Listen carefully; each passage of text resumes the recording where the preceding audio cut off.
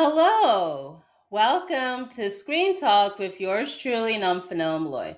So, just a few hours ago before this recording, I had the chance to watch the film Nirvana, the band, the show, the movie. Quite a mouthful with that title. So, it's essentially this Canadian mockumentary film. So, it's based off, so it first started off as a web series called Nirvana, the band, the show, which ran from 2007 to 2009. And then there was a TV series that lasted for two seasons with the same title, Nirvana, the band, the show. That ran from 2017 to 2018. Now, originally, I was going to watch those before seeing this movie, but I could not find those anywhere, at least legally. So, but I did see some few clips online. So yeah, so I did not watch the shows beforehand. So in a way, I'm kind of just, watching this from a normie perspective, essentially. So the film itself, it is directed by Matt Johnson, who's known for, if you recall, the Canadian movie Blackberry that came out a few years ago. That did fairly well, I would say, in Canada. Got a lot of acclaim at the time. I saw that movie in theaters as well at the time. I enjoyed it, I would say. I didn't get why it was later turned into this. I don't know if it was a two-part or three-part series on CBC, which apparently was just cut as a TV show. I did not get that choice, but it is what it is, I suppose. So Matt Johnson, he worked on that film, Blackberry. And so the film stars him and Jay McCarroll. Now they've been longtime collaborators with not just with this franchise, but also too with stuff that Matt Johnson has worked on, particularly with Blackberry, where Jay McCarroll he worked on the music for that movie. Originally, I was not planning on seeing this movie in theaters. Now, I did want to see it because I first learned about it when it premiered at TIFF. It was like in my watch list of films that premiered at TIFF last year that I wanted to see. And then I think I saw that the film won the Midnight Madness Award at that festival. So congrats to that. But yeah, then like a few days ago, I saw like this review from the Hollywood Reporter, which I'll get into later. So after seeing them, I'm like, yeah, like I'll check out this movie in theaters, and thank God I did because I really loved this movie. Now, this movie is set primarily in Toronto, so I'm not a Torontonian myself. I'm based in Ottawa myself, but I have visited Toronto many times. The last time I went was back in 2019 when I was there for the Toronto International Film Festival. I do have photos of my trip there on my Instagram. I'll link it in the description if you wanted to check that out. But yeah, Toronto is such a lovely city. And while watching this movie, I did note some familiar landmarks, mainly the CN Tower, which I would say is a crucial landmark in this movie when it comes to the plot of this movie. This movie deals with time travel, essentially. Um, so I guess the way that the film was framed is that it's set 17 years after, I guess, where the TV show left off. And essentially, they're still living in the same place, and they're both unemployed. And Jay, in particular, he's not happy because he wants to have the career as a performer, essentially. And it was funny that at one point there was he was able to find one of those open mic gigs in Ottawa. And when that was mentioned, the crowd I was watching it was laughing at that. It was hilarious. But it was funny that how when Jay took it in the movie, he actually thought he booked a gig, but that's not the actual case, which was hilarious. So essentially, like, and with Matt, he's trying to he wants to go back in time to 2008 to in ways try to improve their lives by going to the Rivoli. That's also like a crucial landmark, I would say, in this movie. I've not visited the Rivoli myself, but I imagine after this movie, it's probably going to get lots of tourists. I would say, but yeah, essentially wants to go there to get Jay to perform, and hopefully, he could have the career and the life and all that stuff. But then there's a series of misfortunate events, essentially, that creates a lot of chaos in ways. So I find, yeah, that was just fun to enjoy. Also, to love like the way that it's shot because it's a mockumentary, essentially. Um, so I've seen, yeah, Blackberry. It seems like this is the type of format that Matt Johnson likes. I would say just based off that.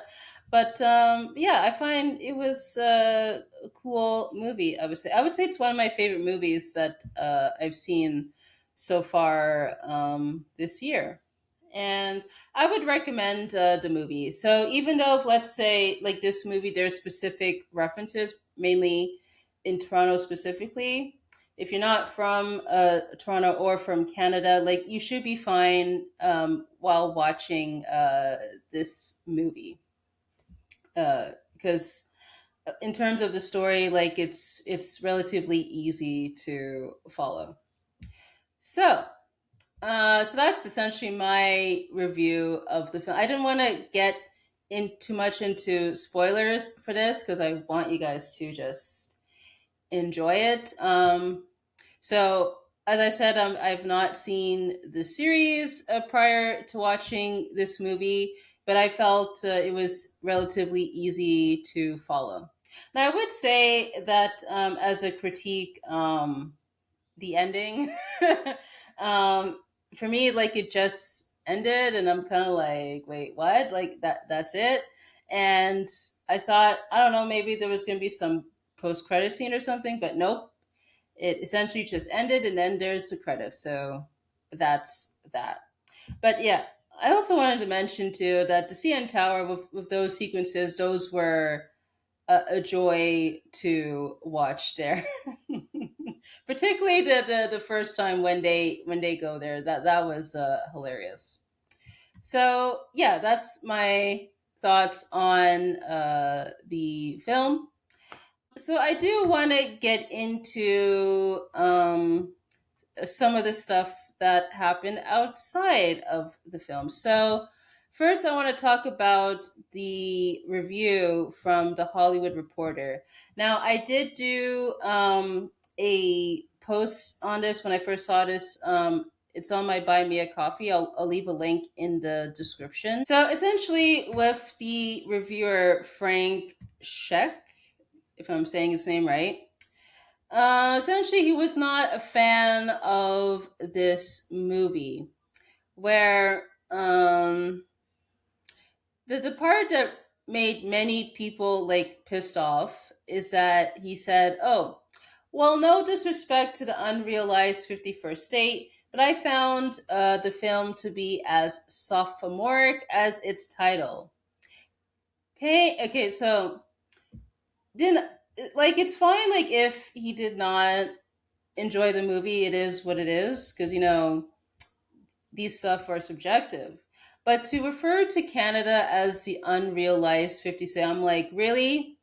He did not had to go there.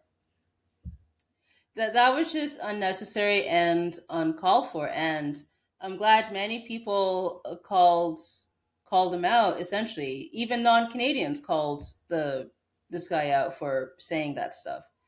But then in the review, he goes on to say that this movie essentially plagiarizes from Back to the Future and Bill and Ted. Again, I have not seen those movies in years, but from my recollection of the movie, I do not think this movie, Nirvana, is ripping off those movies.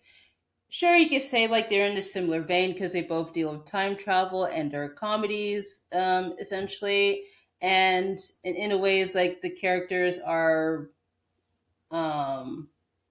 are hilarious. I would say that's a nice way to put it, but yeah, I would not say that it rips off those movies. Now, the movie particularly there has a lot of references with Back to the Future with the whole time travel thing, but really outside of it, that's not.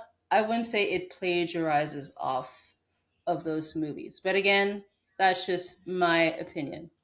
So and then goes on to say that oh, it would help to be a Torontarian. I'm sure I'm saying that wrong, but yeah, because he did not get the references with the movie.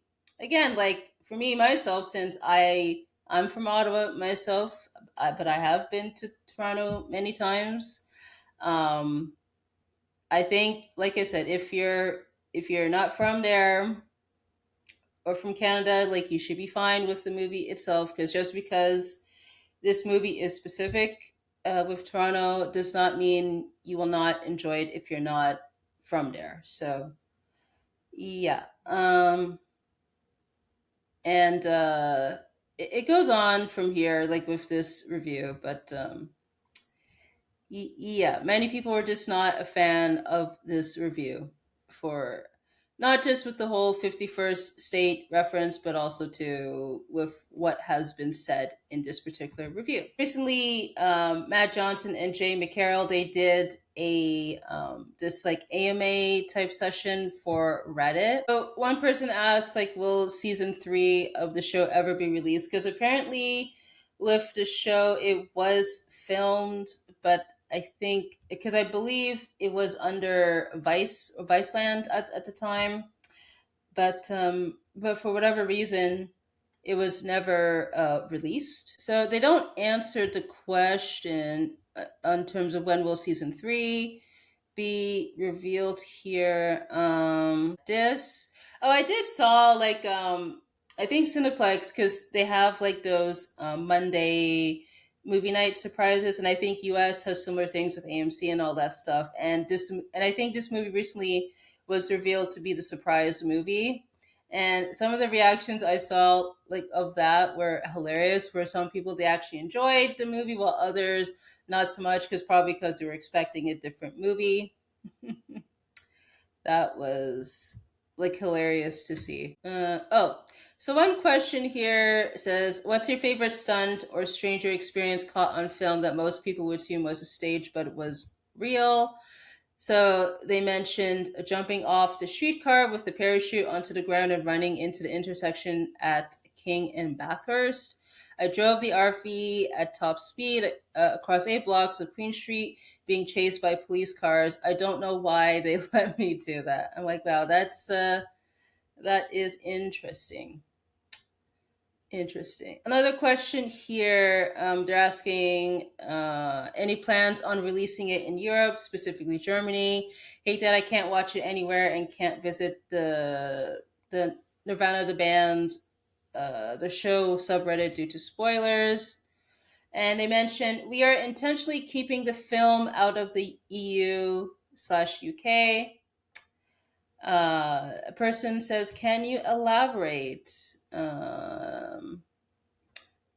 No direct answer there because I did saw on Twitter that I guess many people are asking like, is it going to be released in the UK? And essentially they said no, and it seems like people are just pissed off with that choice. Maybe at some point it'll be released. Who knows? But as of right now, unless I missed it, there's no release date for the UK. Oh, there's one here that says, Do either of you have any comments on learning that the film has been picked as a mystery screening across US/Canada, or what that process was like? Obviously, there was thought put into making the movie accessible for people who haven't seen the show, but did you expect it to reach such a huge amount of audiences going completely blind? And they respond, "We thought it was a huge mistake and people would leave the theaters in droves." I think I did saw a reel where on Instagram that they showed up to, I guess, one of those screenings, I believe in Toronto, and they introduced the film and all that stuff. I found that was cute to see there. I see. Someone said, "Oh, only two people walked out about 20 minutes in at my showing, with about 30 people total. The old guy I talked to after said, 'What was that called?' And he probably wouldn't watch it again." Wow, wow, wow. So funny. And then I guess someone asked a question for Jay. How do you approach making the music for this movie as opposed to films like Blackberry and Kid Detective?